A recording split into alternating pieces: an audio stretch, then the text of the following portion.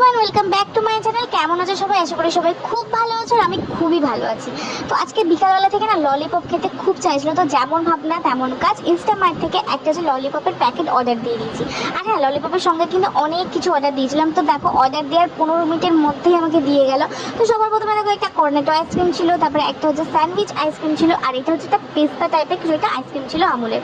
একটা টক দই ছিল, একটা অরিও বিস্কুট ছিল, আর হ্যাঁ, যেটার জন্য আমার অর্ডার করা এটা হচ্ছে ম্যারিনেট চিকেন ললিপপ।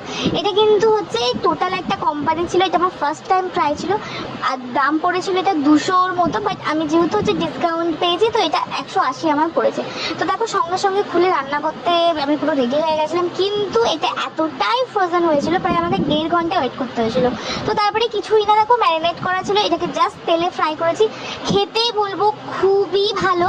আর এটা হচ্ছে 180 টাকার মধ্যে 10টার মতো পিস ছিল, হ্যাঁ 10টাই পিস ছিল, তো খেতে খুবই ভালো ছিল। তোমরা ট্রাই করলে ট্রাই